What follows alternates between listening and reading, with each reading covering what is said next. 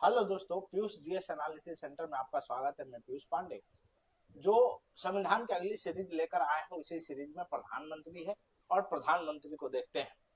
प्रधानमंत्री संसदीय योजना में प्रधानमंत्री की भूमिकाएं क्या क्या है, इनकी भूमिकाएं देखते हैं और इनके बारे में समझने की कोशिश करते हैं। तो संविधान द्वारा प्रदत्त सरकार की संसदीय प्रणाली की योजना में राष्ट्रपति नाममात्र कार्यकारी प्राधिकारी 10 कार्यकारी है और प्रधानमंत्री वास्तविक कार्यकारी प्राधिकारी वास्तविक कार्यकारी है। संविधान ये कहता है कि जो दो तरीके की हेड है भारत में, एक है प्रेसिडेंट और प्रेसिडेंट द ज्यूरे है, और दूसरा है प्राइम मिनिस्टर जो कि हेड ऑफ स्टेट है। ये हेड ऑफ स्टेट राज्य का मुखिया, और प्राइम मिनिस्टर जो है वो ये जो है वो सरकार का द हेड ऑफ गवर्नमेंट है।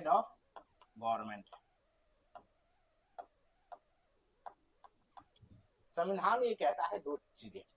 पहला क्या कहता है संविधान कि जो प्रेसिडेंट है ये वास्तविक हेड नहीं है, ये राज्य का हेड है, प्रथम नागरिक है।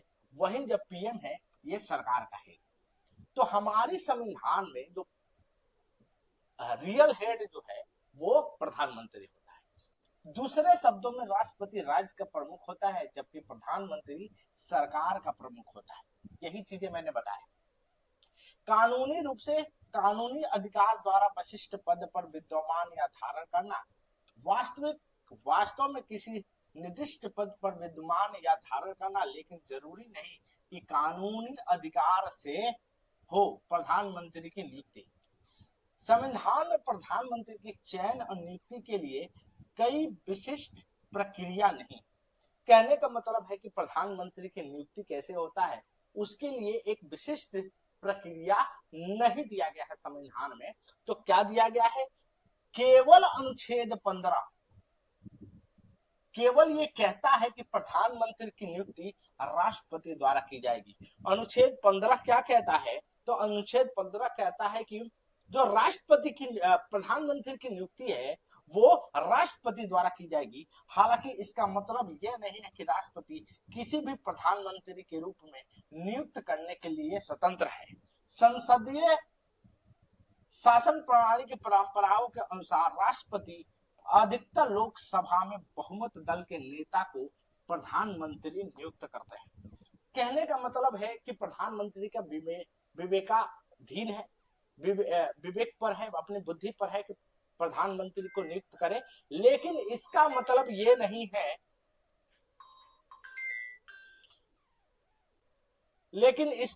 ये नहीं है कि वो जिसको चाहे वो नियुक्त करे। अब देखिए आगे, दूसरा क्या होता है जब किसी भी पार्टी के पास स्पष्ट बहुमत नहीं होता है। मतलब संविधान क्या कहता है कि यदि किसी पार्टी के पास स्पष्ट बहुमत नहीं हो तो वो क्या करेगा? किसको? राष्ट्रपति जो है वो नियुक्त करेगा संविधान। लेकिन जब लोकसभा में किसी भी दल के पास स्पष्ट बहुमत ना हो तो राष्ट्रपति प्रधानमंत्री के नियुक्ति में चयन में अपने व्यक्तिगत विवेक का प्रयोग कर सकता है। तो जब भी ऐसा हो कि कोई भी पार्टी मेजोरिटी में ना हो तो उस कंडीशन में जो राष्ट्रपति है वो अपने विवेक पे ये काम कर सकता है और विवेक पर ही ये कर सकता है कि किसको नियुक्त किया जाए। ऐसी स्थिति में राष्ट्रपति आमतौर पर लोकसभा में सबसे बड़े दल या गठबंधन के नेता को प्रधानमंत्री नियुक्त करता है और उसे 1 महीने के भीतर सदन में विश्वास मत हासिल करने के लिए कहता है।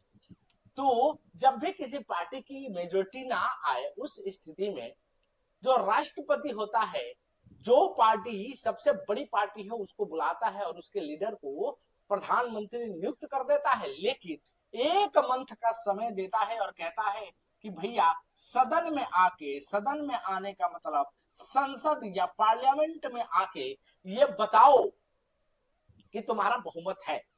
इसी को बोलते हैं विश्वास मत हासिल करना।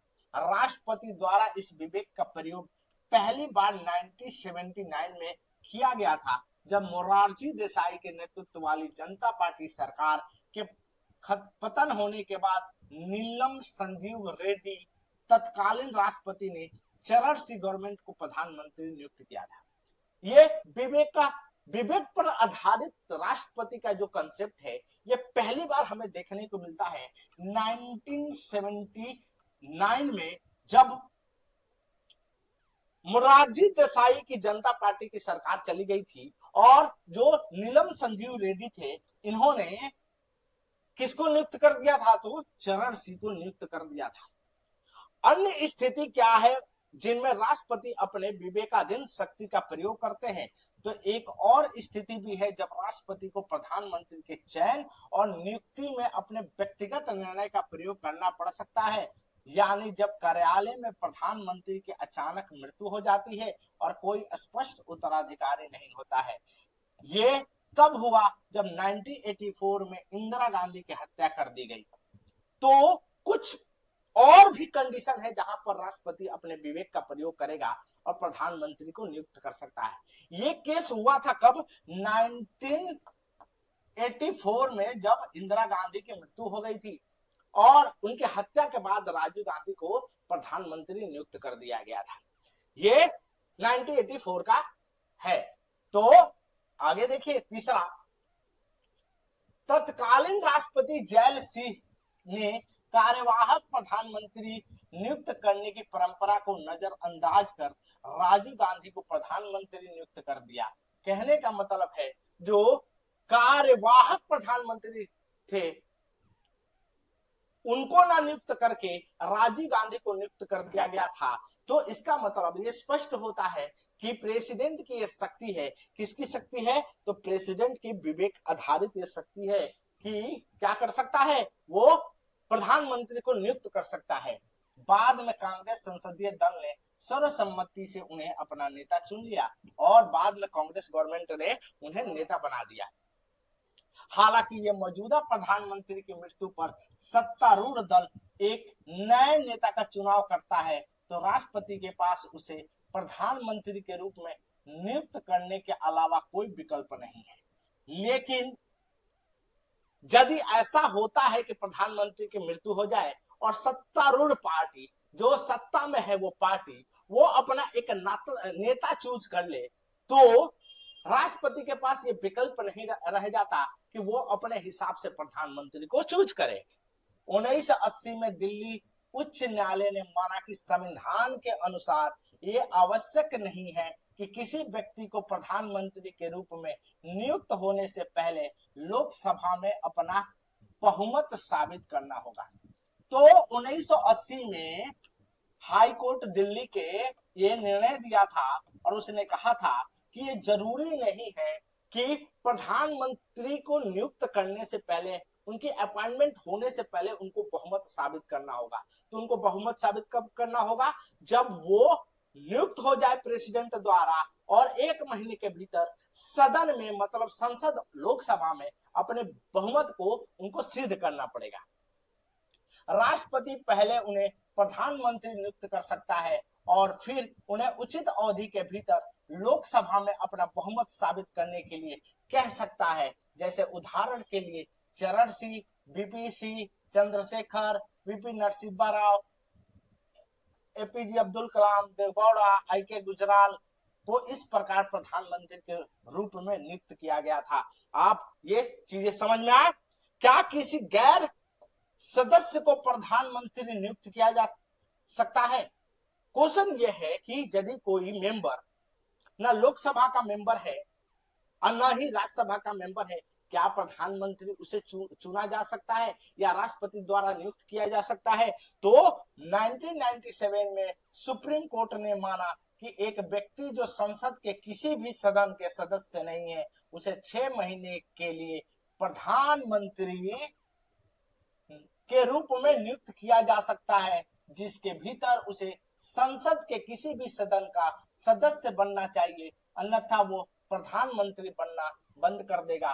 कहने का मतलब है कि एक केस था, वो केस था 1997 का, जिसमें सुप्रीम कोर्ट ने कहा था कि कोई भी व्यक्ति यदि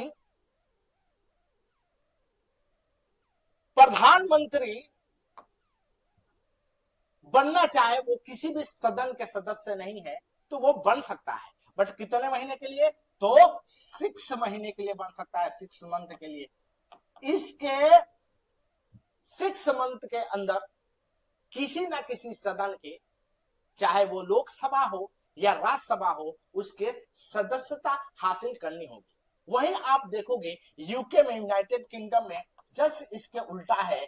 यूनाइटेड किंगडम में क्या होता है, जो प्रधानमंत्री होगा वो केवल एंड केवल अपर हाउस, मतलब भारत के हिसाब से अपर हाउस का मतलब लोकसभा के ही सदस्य होगा।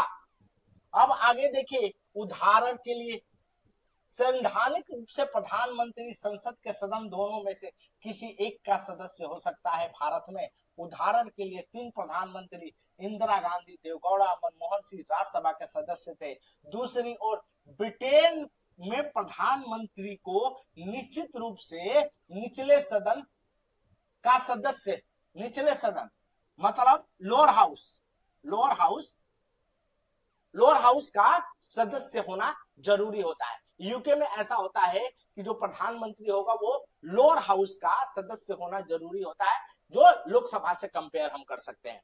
शपथ और कार्यकाल और वेतन। अब देखिए, प्रधानमंत्री के कार्यालय में प्रवेश करने से पहले राष्ट्रपति उसे शपथ दिलाते हैं। क्या शपथ दिलाते हैं? तो गोपनीयता का शपथ दिया जाता है। अपने पद को शपथ में प्रधानमंत्री शपथ लेते हैं कि भारत के संविधान के प्रति सच्ची आस्था और निष्ठा रखना। दूसरा, भारत के संप्रभुता और अखंडता को बनाए रखना। दो चीजों की शपथ लेते हैं। क्या? पहले वो कि वो प्रधानमंत्री के रूप में अपने संविधान में आस्था रखेंगे। दूसरा, संप्रभुता और अखंडता को बनाए रखेंगे और अपने पद के कर्तव्य को निष्ठा पूर्वक और कर्तव्य निष्ठा से निर्वहन करना। तथा आखिरी है, बिना किसी डर द्वेष के संविधान और कानून के अनुसार सभी प्रकार के लोगों का हक देना। ये प्रधानमंत्री इसका शपथ लेता है। आगे देखिए, प्रधानमंत्री का कार्यालय निश्चित नहीं होता और वो राष्ट्रपति की मर्जी तक पद पर रहता है। कहने का मतलब है, जो प्रधानमंत्री का पद है वो निश्चित नहीं रहता है। निश्चित ना रहने का नाम मतलब होता है कि निश्चित ना रहने का मतलब होता है कि वो राष्ट्रपति के मर्जी से वो प्रधानमंत्री रहता है। इसका मतलब ये नहीं है कि जब चाहे राष्ट्रपति उसको बर्खास्त कर दे।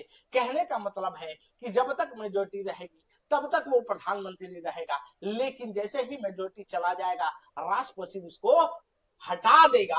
हालांकि इसका मतलब यह नहीं है कि राष्ट्रपति किसी भी समय प्रधानमंत्री को बर्खास्त कर सकता है। जब तक कि प्रधानमंत्री को लोकसभा में बहुमत प्राप्त है तब तक राष्ट्रपति उन्हें बर्खास्त नहीं कर सकते हैं। हालांकि यदि वह लोकसभा का विश्वास खो देता है तो उसे इस्तीफा देना होगा या राष्ट्रपति उसे बर्खास्त कर सकता है। यही चीजें मैंने अभी बताया है। प्रधानमंत्री का वेतन और भत्ते समय समय पर संसद द्वारा निर्धारित किए जाते हैं। मतलब जो प्रधानमंत्री का वेतन, सैलरी होगा किसके द्वारा? तो संसद द्वारा निर्धारित किया जाता है। बच्चे ये याद करके रखना है।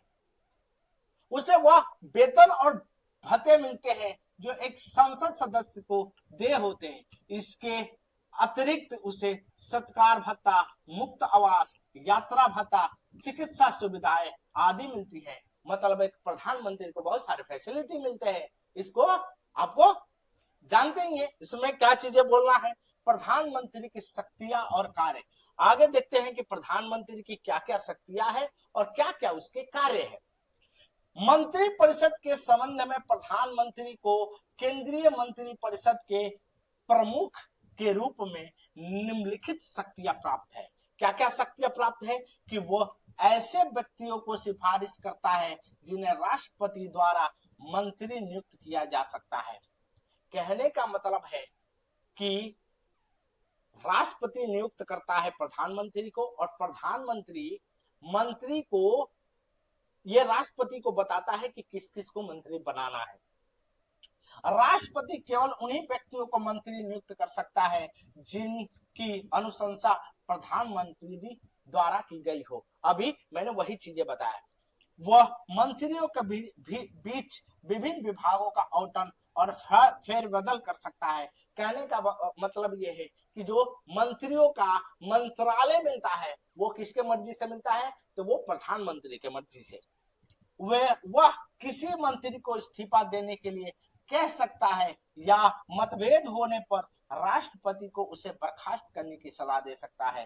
कहने का मतलब है कि प्रधानमंत्री के पास ये शक्ति है कि किसी भी मंत्री को हटा सकता है या वो राष्ट्रपति से कह सकता है कि इनको हटा दिया जाए। आगे देखिए, वो मंत्री परिषद की बैठक की अध्यक्षता करता है तथा उसके निर्णय को प्रभावित करता है। वो काउंसिल ऑफ मिनिस्टर के जो अध्यक्ष है प्रधानमंत्री, और काउंसिल ऑफ मिनिस्टर क्या है, तो अनुच्छेद 74 में कहा गया है कि काउंसिल ऑफ मिनिस्टर होगा, मंत्री परिषद होगा, और ये उसका अध्यक्ष प्रधानमंत्री होगा। और ये क्यों होगा, तो वो प्रेसिडेंट को एडवाइस करेंगे। क्या करेंगे, प्रेसिडेंट को एडवाइस करेंगे, उनका काम ये है। आगे मंत्री परिषद भी पढ़ेंगे। वह सभी मंत्रियों की गतिविधियों का मार्गदर्शन, निर्देशन, नियंत्रण और समन्वय करता है। वह पद से इस्तीफा देकर मंत्री परिषद का पतन कर सकता है। चूंकि प्रधानमंत्री मंत्री परिषद के प्रमुख पर होता है, इसलिए जब भी प्रधानमंत्री इस्तीफा दे देता है या मर जाता है तो अन्य मंत्री भी मंत्री कार्य नहीं कर सकते हैं।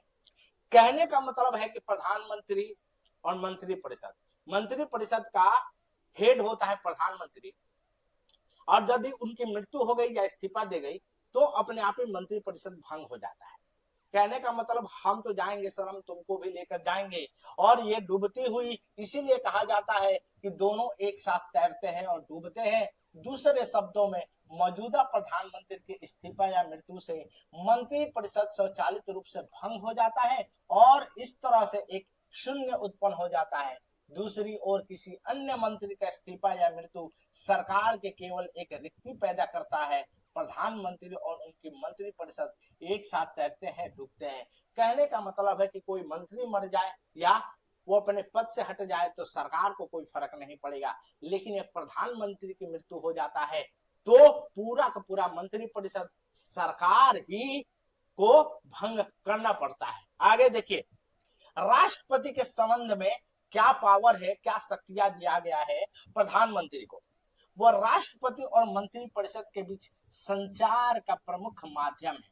तो प्रधानमंत्री क्या है कि राष्ट्रपति और मंत्री परिषद के बीच में एक ब्रिज का काम करता है।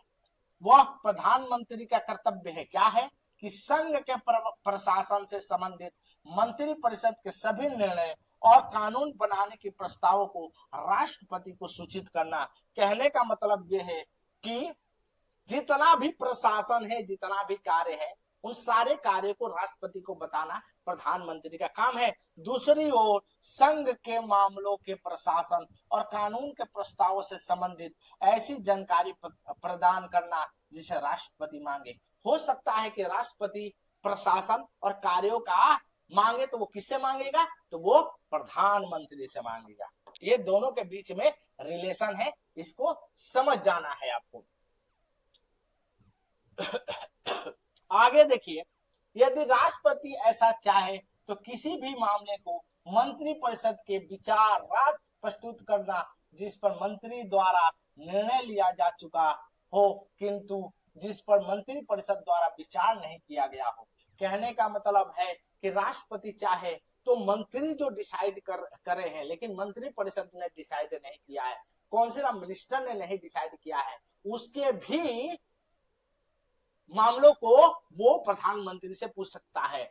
वो भारत के महामान्यवादी, भारत के नियंत्रक और महालेखा परीक्षक, यूपीएससी के अध्यक्ष, चुनाव आयोग, वित्त आयोग के अध्यक्ष और सदस्य आदि जैसे महत्वपूर्ण अधिकारियों को नियुक्त के संबंध में राष्ट्रपति को सलाह देता है। प्रधानमंत्री का, क्योंकि हेड ऑफ गवर्नमेंट है, तो इनका बहुत बड़ा काम है। और उन्हीं कामों में से क्या क्या है, तो जितना भी सिलेक्शन होता है, कॉन्स्टिट्यूशनल बॉडी, संवैधानिक जो संस्थाएं हैं, जैसे यूपीएससी हो, कैग हो, और जितने अटॉर्नी जनरल हो, इन सबके लिए प्रधानमंत्री सलाह देता है। किसको सलाह देगा, तो वो सलाह देगा प्रेसिडेंट को, और प्रेसिडेंट नियुक्त करता है।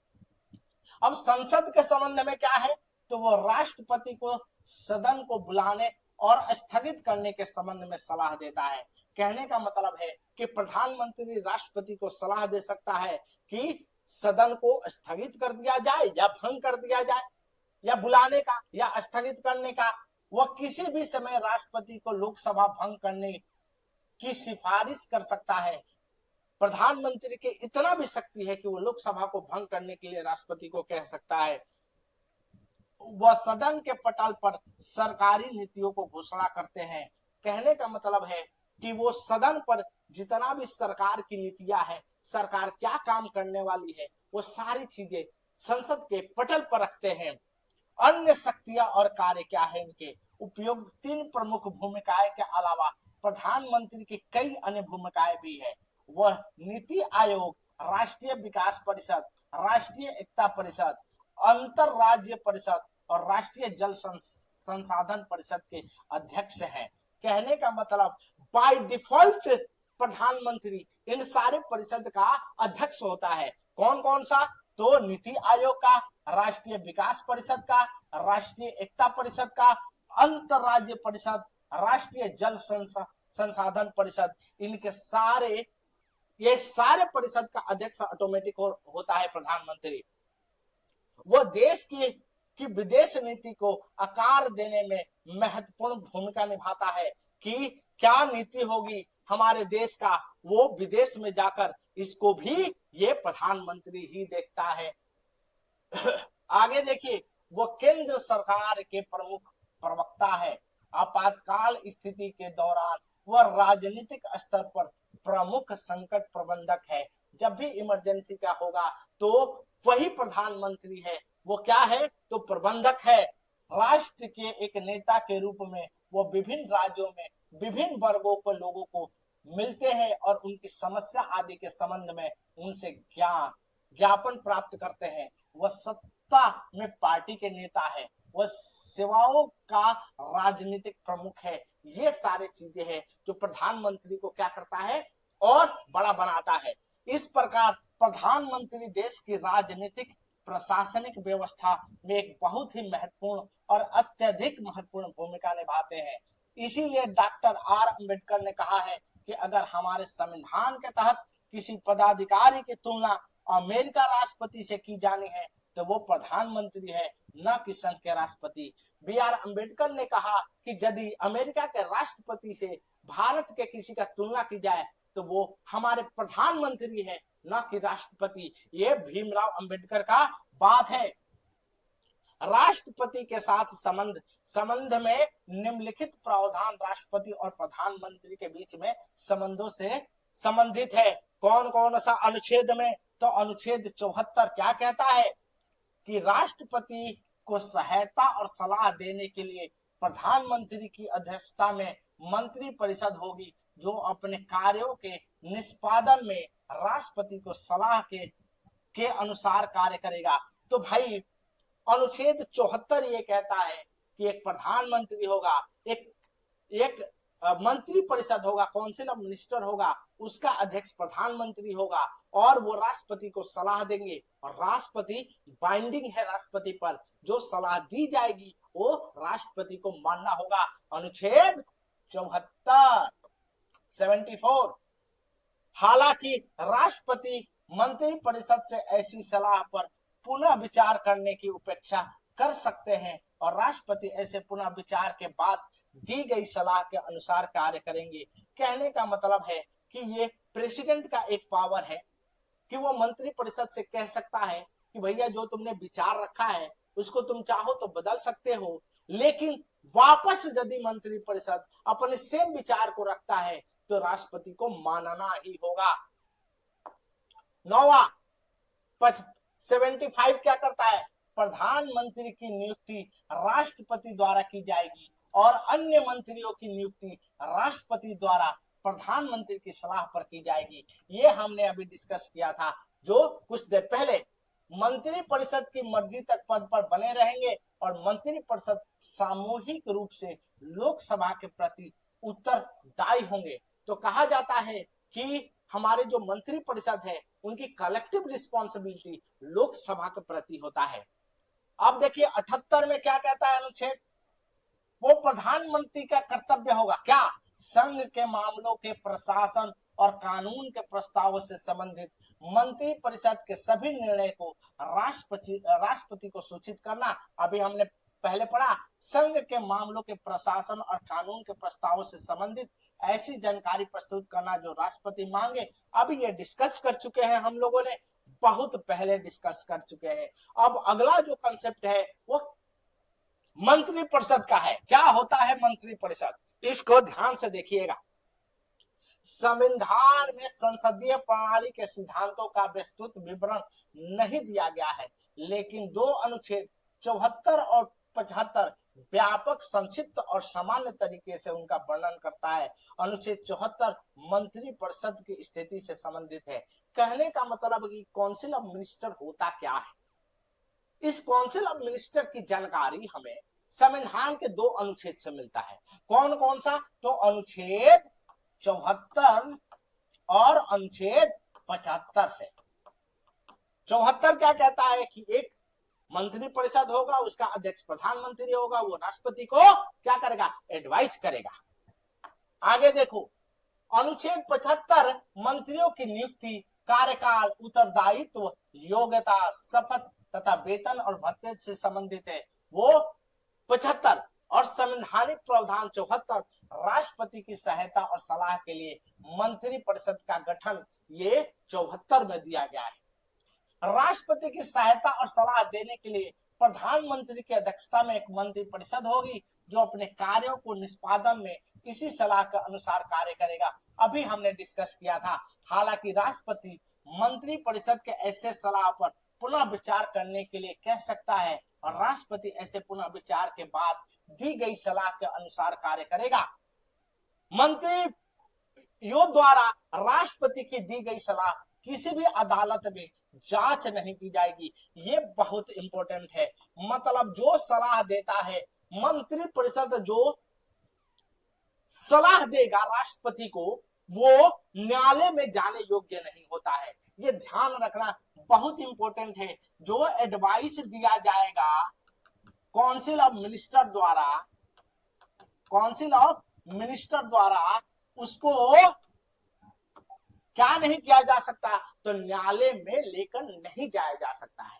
आगे देखिए अनुच्छेद 75 मंत्रियों के संबंध में अन्य प्रावधान, प्रधानमंत्री की नियुक्ति राष्ट्रपति द्वारा की जाएगी और अन्य मंत्रियों की नियुक्ति प्रधानमंत्री की सलाह पर राष्ट्रपति द्वारा की जाएगी। कहने का मतलब वही है कि प्रधानमंत्री की नियुक्ति कौन करेगा, राष्ट्रपति करेगा, और मंत्रियों की नियुक्ति कौन करेगा, तो राष्ट्रपति ही करेगा। किसके सलाह पर, प्रधानमंत्री के सलाह पे। मंत्रिपरिषद में प्रधानमंत्री सहित मंत्रियों की कुल संख्या लोकसभा की कुल सदस्य संख्या के 15% से अधिक नहीं होगी। ये प्रावधान 2003 के 91 संशोधन अधिनियम द्वारा जोड़ा गया था। क्या कहा गया भाई, 91 संशोधन में, 91 संशोधन में, अमेंडमेंट में ये कहा गया, अमेंडमेंट में ये कहा गया, क्या कहा गया कि 15% किसके, टोटल लोकसभा के स्ट्रेंथ, लोकसभा के स्ट्रेंथ के 15% ही केवल मंत्री बनाए जा सकते हैं।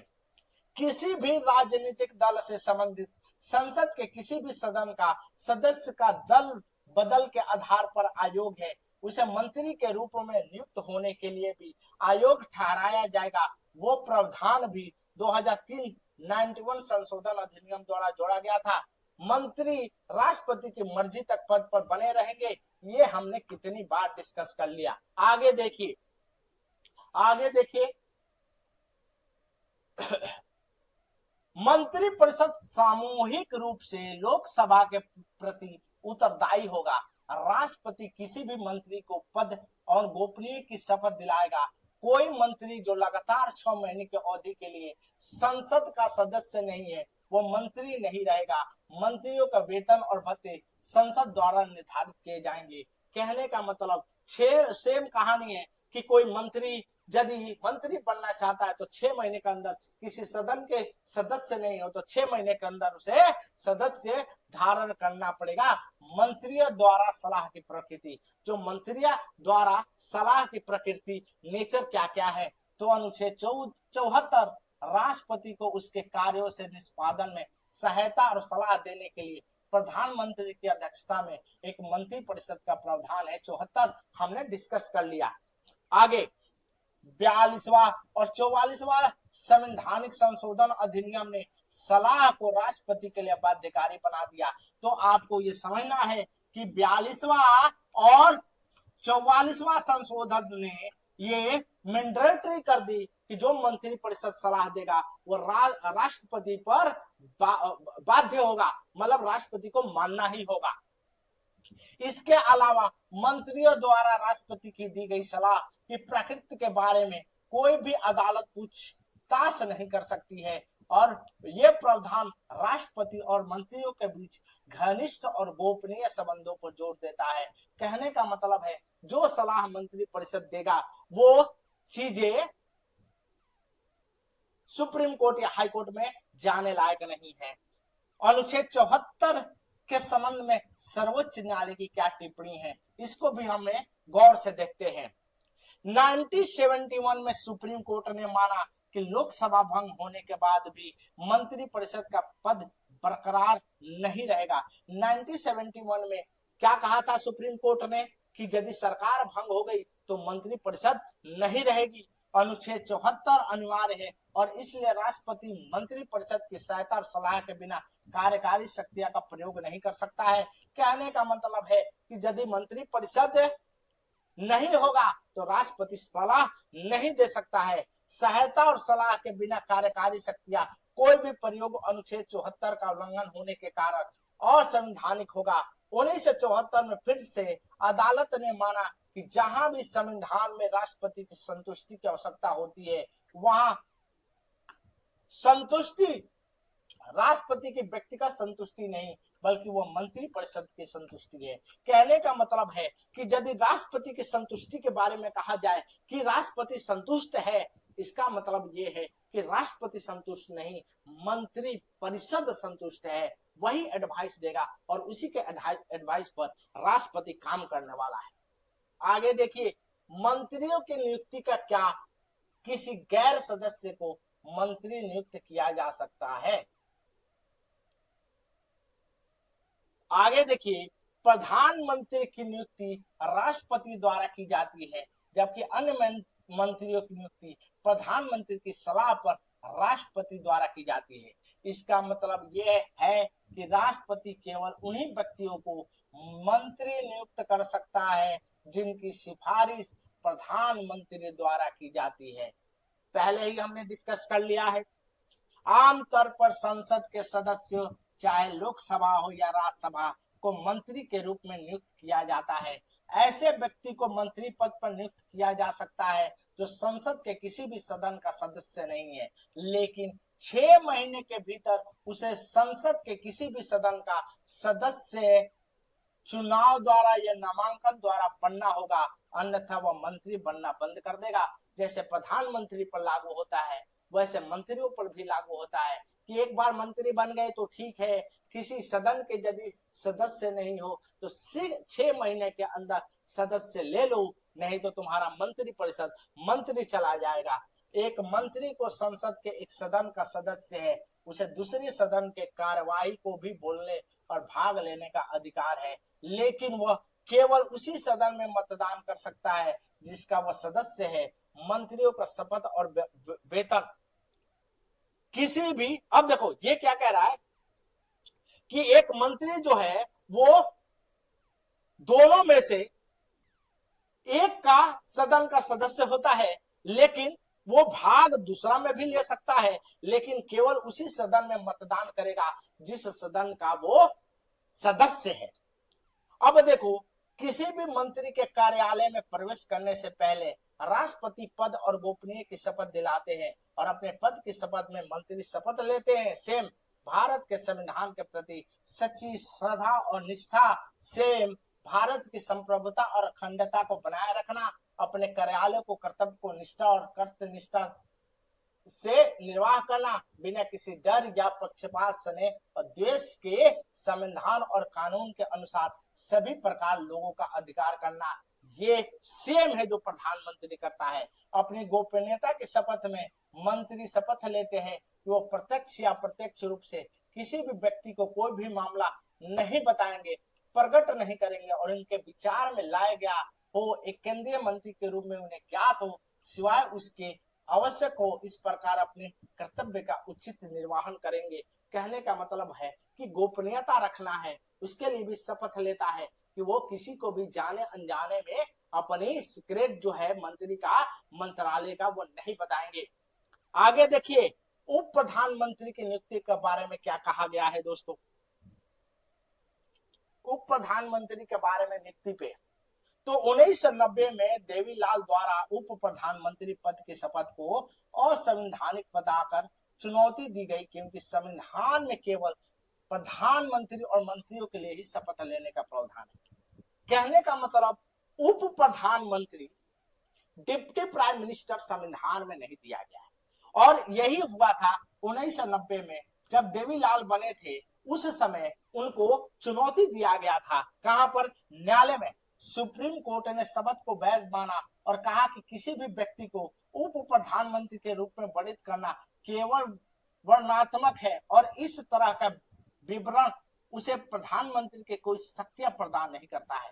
लेकिन सुप्रीम कोर्ट ने कहा कि भैया वो शपथ ले सकता है एज ए मेंबर, लेकिन उसका मतलब ये नहीं हो गया कि उसके प्रधानमंत्री के कार्य उसमें चला गया।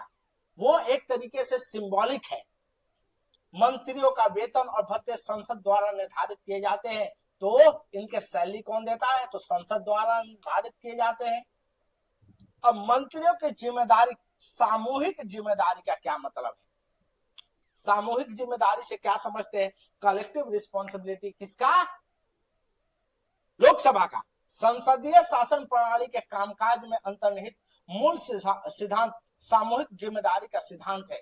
और सामूहिक कलेक्टिव रिस्पॉन्सिबिलिटी का क्या मतलब? तो अनुच्छेद 75 में स्पष्ट रूप से कहा गया है कि मंत्री परिषद सामूहिक रूप से लोकसभा के प्रति उत्तरदायी है।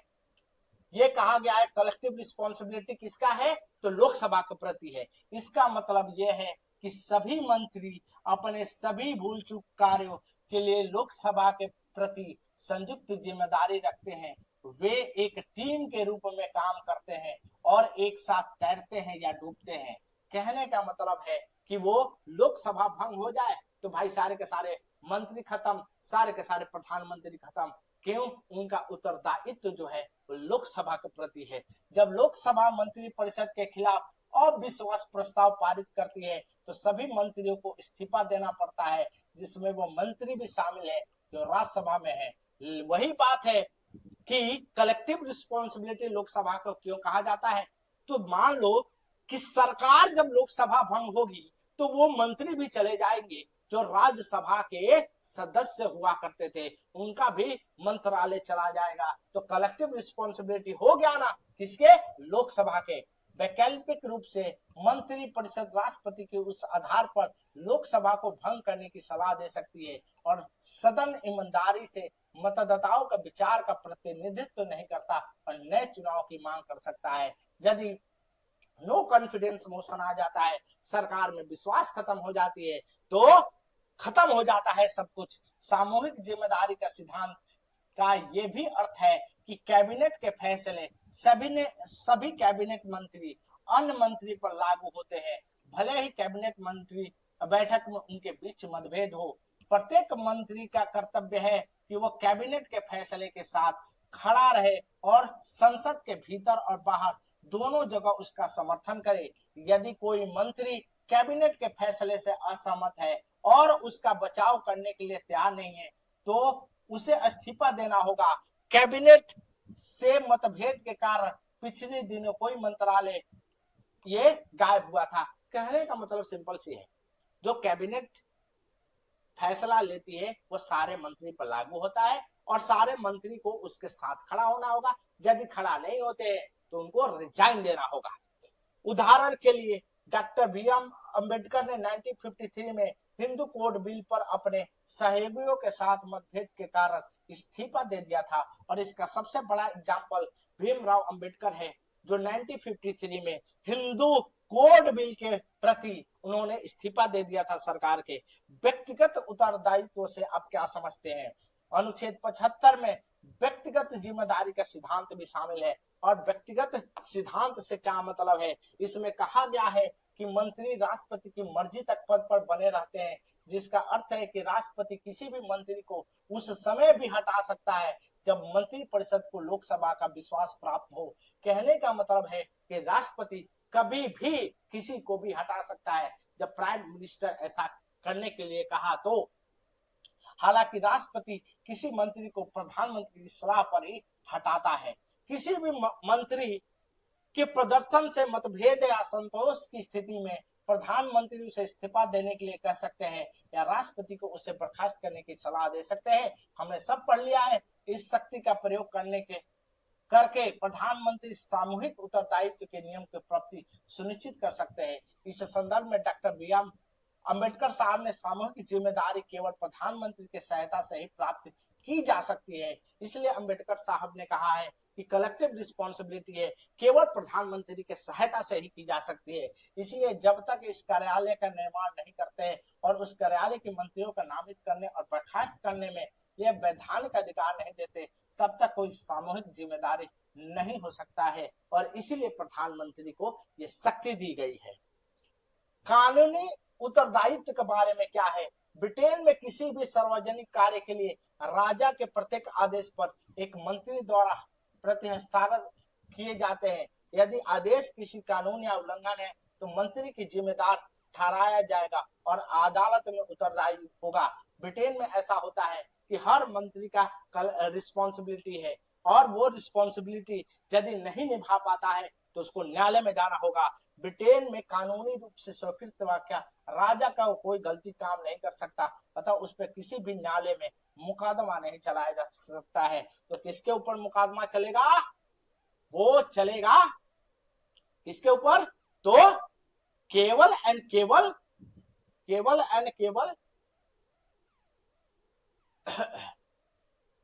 तो ये सब चीजें हैं।